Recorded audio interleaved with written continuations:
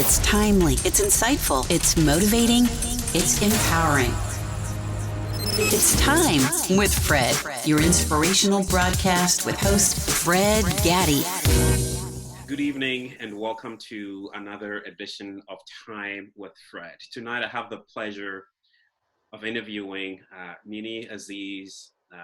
Nini I've known for quite a while. I've had the pleasure of working with her for a number of years, and I heard Nini's story that she shared with us a while back, and I was so moved by it that I asked her if she would be willing to come on Time with Fred just to share her story about how she found healing through pain. So, Nini, I want to welcome you to Time with Fred. It's a pleasure to have you on the show tonight. It's a pleasure to be here. I'm honored that you requested this. Thank you. Absolutely. The pleasure is all mine. So, Nini, we're going to be talking tonight about how you found healing through pain, and your story is one that really blessed me so much. It inspired me, and it really had a tremendous impact on my life. And I'm hoping that tonight it's going to leave our audiences as well with a little hope, especially for those who've been through similar challenges in life. But when I heard you share the story a while back, this was 14 years ago. I think you're at work and you got that dreaded phone call, right? From a hospital. Was it Johns Hopkins Hospital? Mm-hmm. Mm-hmm. You got that phone call when you're at work, and for anyone who, you're at work or you're unexpected phone call from a hospital asking you to come immediately. What happened? How did you feel, and exactly what happened when you got that phone call? Actually, I'm sorry. It really was a family member that said meet them at Johns Hopkins Hospital. So that's how, but they didn't give me a whole lot of detail. I didn't know what I was facing. And of course, we worked in DC. So it wasn't a matter of just getting in my car and running over. I had to get there and just wonder what was going on. When I got there, I was directed to a family room. I was told that my son had been shot. And this happened on a very beautiful day. It was sunny, 11 o'clock a.m. Apparently, I heard how it happened after I got there. He and his partner, who were contractors, were sitting or standing outside of their van getting tools out. And they saw a young man who walked up to them, looking like he was lost, trying to find his way. So as he approached them and got closer, then they saw he pulled out a gun. And his partner ran one way and my son ran the other way. And the partner decided to chase my son. He fired one shot from that gun, which hit my son in the leg, which caused him to fall. And the shooter caught up with him, and he shot him at least 5 or 6 more times. Right. Over top of him. So your son was shot about 5 or 6 times? Yes. In addition to that first shot. And he was standing right over him. So just happened to be in the wrong place at the wrong time. Wow. So when I made my way to the hospital, most of the family was already there. He was in critical care, and they actually assign a room to families where they don't know what the outcome will be. And so his siblings, the grandchildren were there, friends and family, all, very disturbed, crying at different levels, what's going to happen. One of the other victims that had been shot that day was in a room nearby. They had a family room assigned to them as well. So after I got the information of what happened, I said I need to pray.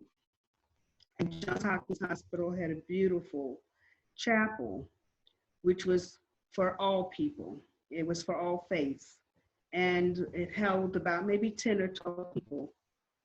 So I went there to pray for mercy and grace for my Now, son. was that your first reaction when you got to the hospital? Now, did you find out what had happened to your son before you got to the hospital, or it was before when you got to the hospital that you found out that he had been shot? It was when I got to the hospital and the family was there, and they, including my husband and my other daughters, 2 daughters, they told me what happened. So they had already had the news. As a matter of fact, it was on the news the same day, all of these shootings. The details of the story in terms of, because they couldn't talk to my son, of course, he was in critical care.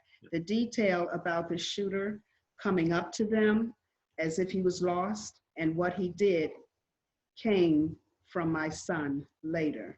What was your first reaction when you heard it, or when you found out when you got to the hospital? I mean, this is something we often hear, whether it's on the news or something that we most of us are very removed from, but here it is. I mean, your worst nightmare, right? What Yes. you expected. You get there and you hear this. What was your initial reaction? My reaction was prayer. Wow. My reaction was prayer. The fact that he was in critical care, the prayer started, when they came to me and giving me all this information. I knew I had to go somewhere and pray, not go to the doctors, because they had the information from the doctors when I arrived.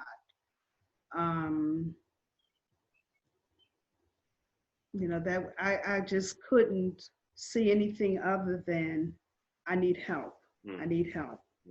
And I didn't feel like, and I'm kind of known as the matriarch of our family. Yes. So a lot of them look to me for answers.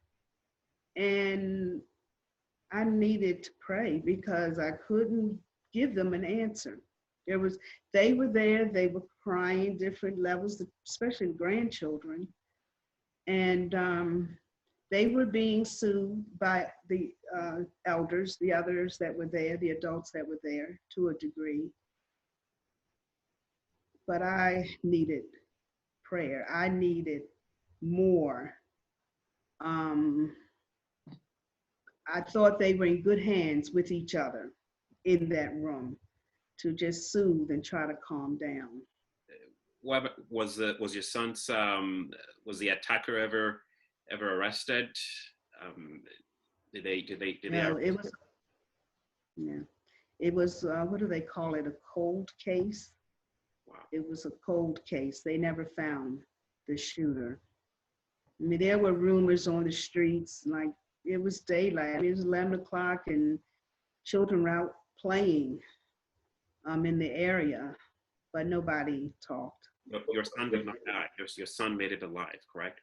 He made it alive. He made it alive. He was in Johns Hopkins critical care for 6 weeks at Johns Hopkins.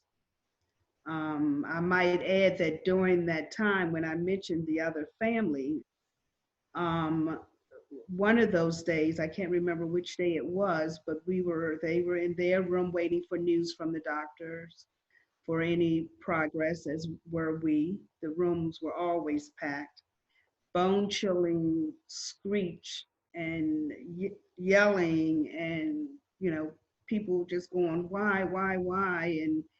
And we knew from that reaction that they lost whoever was shot, their loved ones.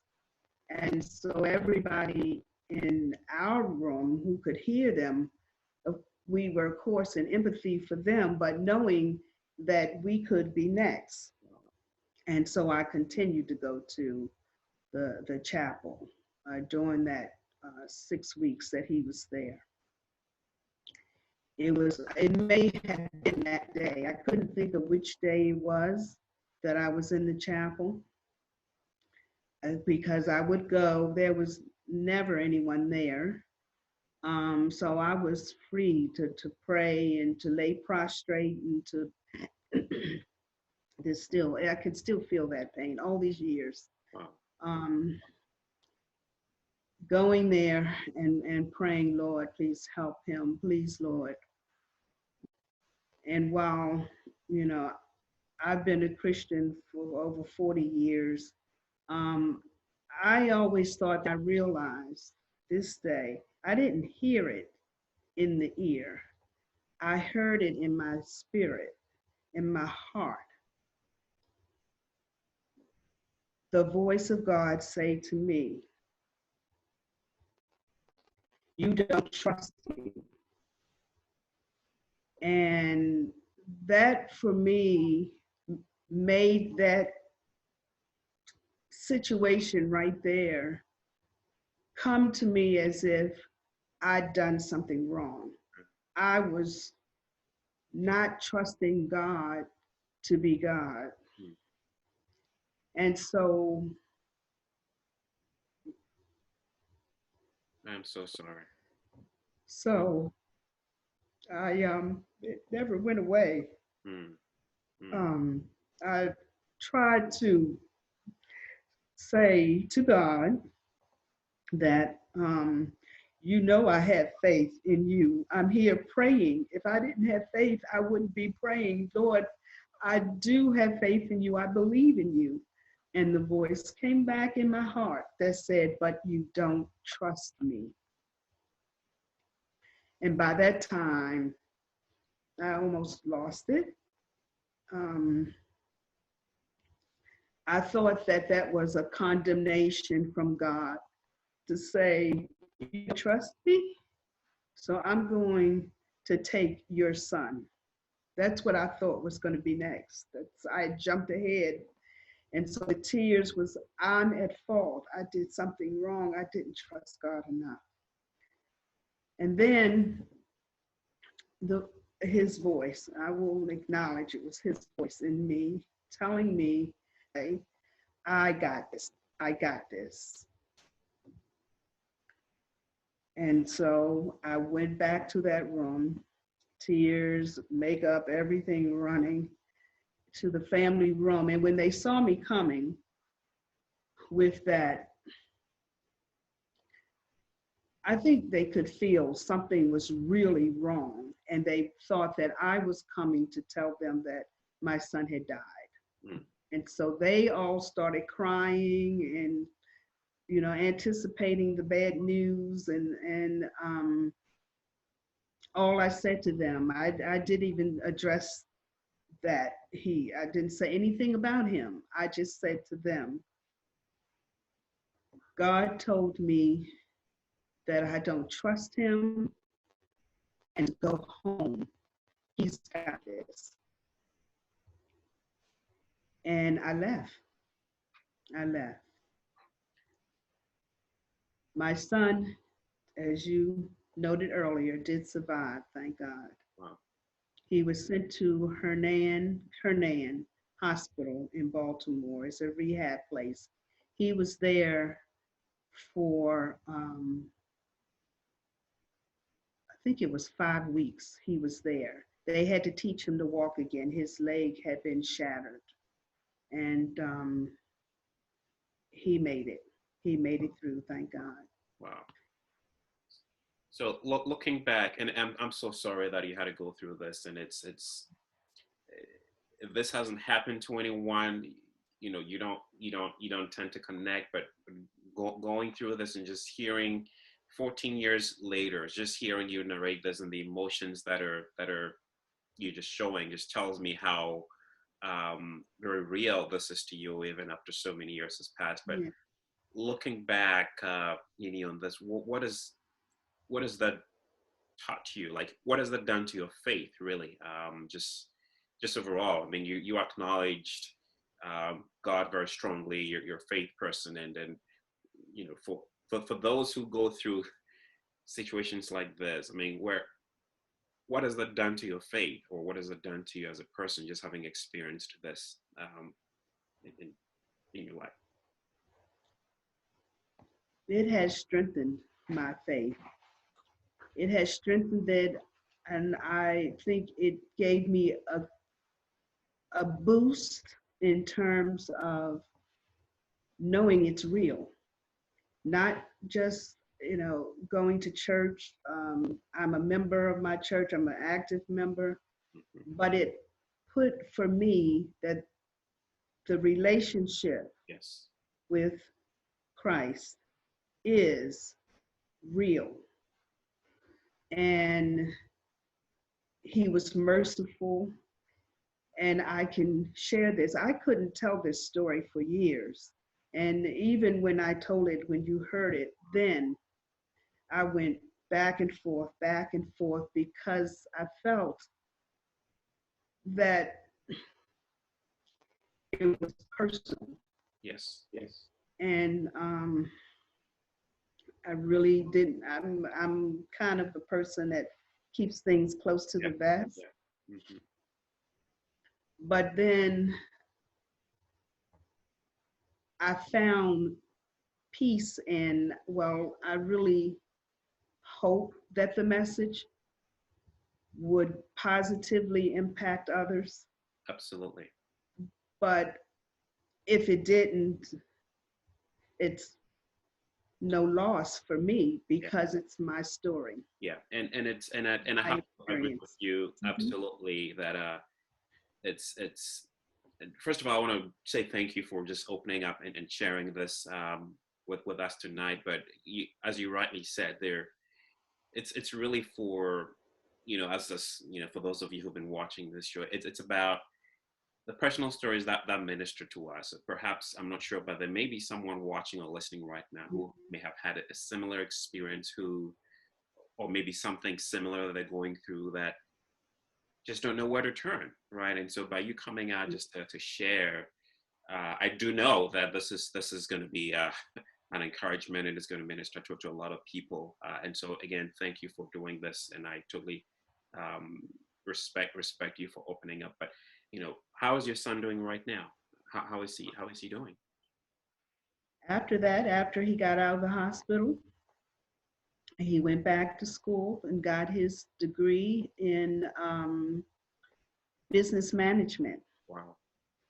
And he also became a certified, he centralized, I guess, his focus as a contractor. So his focus now, and he's certified in plumbing. So he's back to work. He's done well.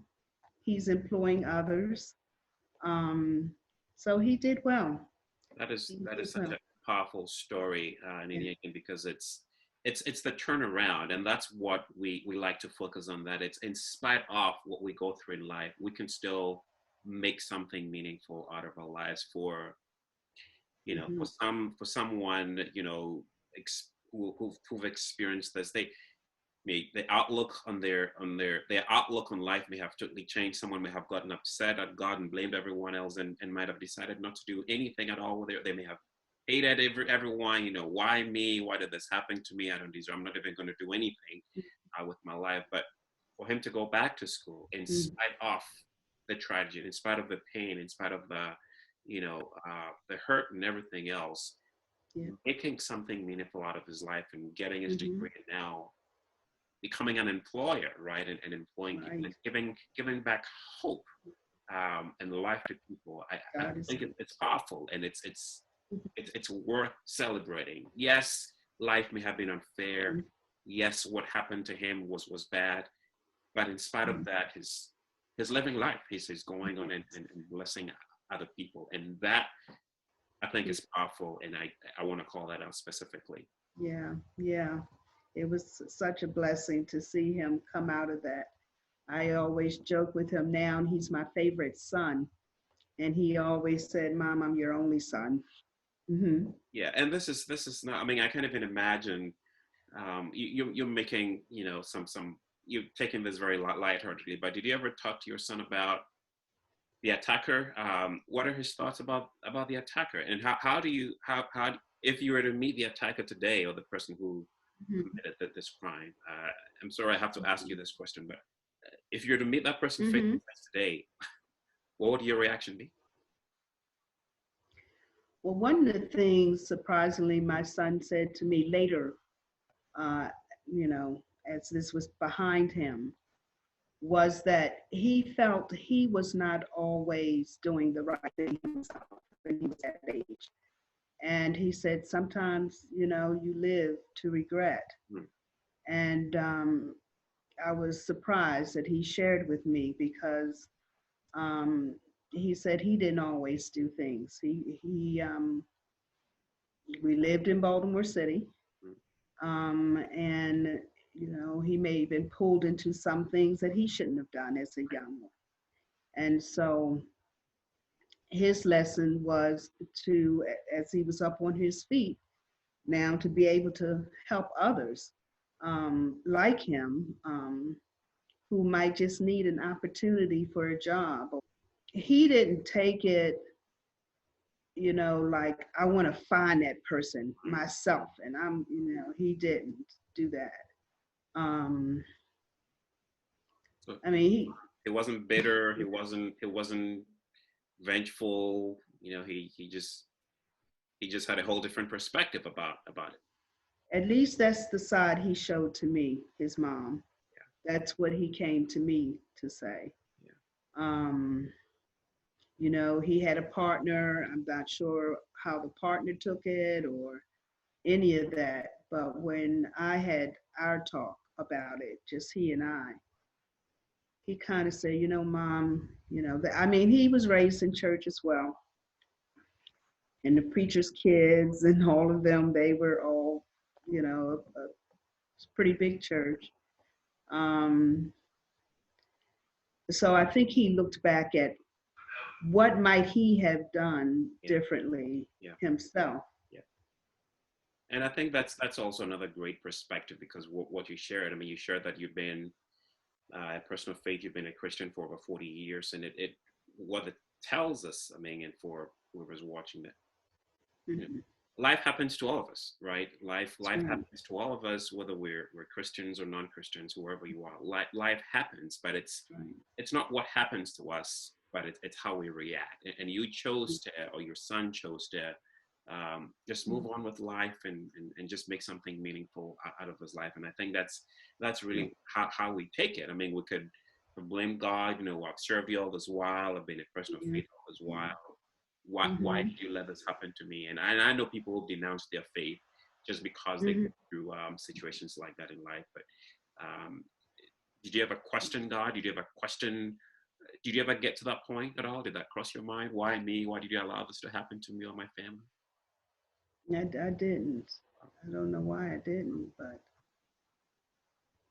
my only questioning was in my heart when I thought that because he said to me, you don't trust me, my thought in terms of me was maybe I didn't have enough trust. Wow. Maybe God doesn't believe that I believe in him. Maybe I did that part, but not the other. It was truly me. I guess I felt God was in control and I messed up. Yes.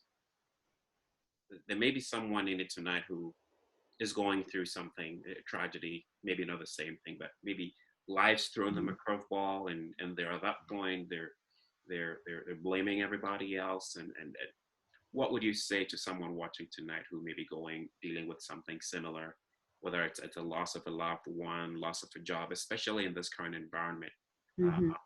What would you say to someone? What words of encouragement do you have for someone watching tonight? For me, this situation that I experienced, I would share it with them first. I would share them. And I'm hoping that they trust God. Because that's what he wants. Us to trust him and believe in him and give it to him. I mean, we've got to do our work with our families, hug them, hold them. But if we want something some help from God, we've got to go to Him. Yeah. It's easy to have that trust, to have that faith when things are going well, right? God's great, right. Everything is great. But when we go through those challenging times, when we're pressed on every side, as the scriptures say, Mm-hmm. That's when our foundation is shaken. That's when our faith gets shaken. Now, for someone who may be watching who is also a Christian, who's, why did God allow this? If He loved me, why did I lose my spouse? Why did I lose my son? Mm-hmm. Does that change the fact that God is God? If He still allows someone to go, does that change anything? No, doesn't. It doesn't. I've had some pitfalls in life, my own.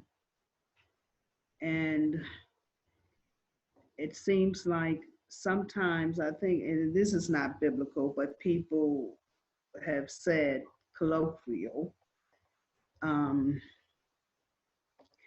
sometimes you have a test so that you have a testimony to share and to help others with. So God is amazing. Yeah, and I think it's appropriate too, as we bring this to a close. I think it's appropriate, right? Even considering what we're going through in this environment, there are people who've died. I know people, very close to people who've lost family members and people who lost their jobs, and they're, I was reading something this morning. 40% of businesses are going to go under. They're not going to be able to. So the real things that people are experiencing right now that are going to mess with their faith in their lives. And life happens. But in spite of what we go through, yes, it's hard. Yes, it's tough. But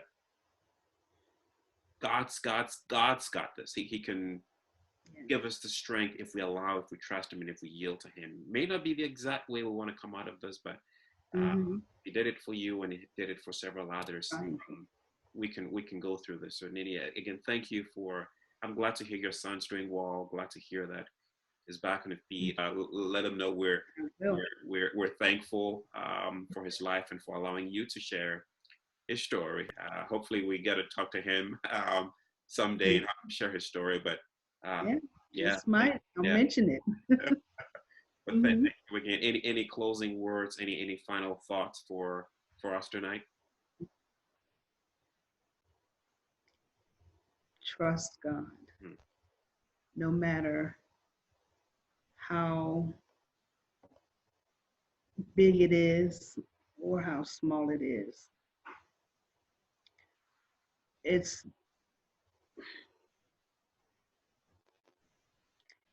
about a relationship with God. It really is a relationship with Christ. It's about a relationship. And one of the things, people, we all struggle with is, well, I don't go to church. I don't have the clothes. The people there aren't not friendly. All kinds of things that brick and mortar kind of, I've got to be dressed a certain way. But it's really about welcoming and receiving the love of Christ and the relationship with Him. Yes. A relationship. Yes. People think they have to know how to pray these big, wordy, luxurious prayers with but He just wants to talk to you. It's all for about you to hear. Yes. Yeah, trust. Find that anchor, right? Find that anchor, especially now. We all need that anchor. My anchor is my relationship with God as well. That's what we go to, and this is not about religion or anything, but find an anchor, find that solid anchor. Whatever you find, just make sure that it doesn't fail you in the day of trouble. Nydia, thank you so much for coming on time, for sharing this powerful story. We appreciate you, and please continue to stay safe through all of this, and God bless you. Thank you. I appreciate you. God bless you. Thank you so much. My I pleasure. appreciate it. And thanks to our audiences who stuck with us. Thank you again for watching. We appreciate you and have a good night. Good night.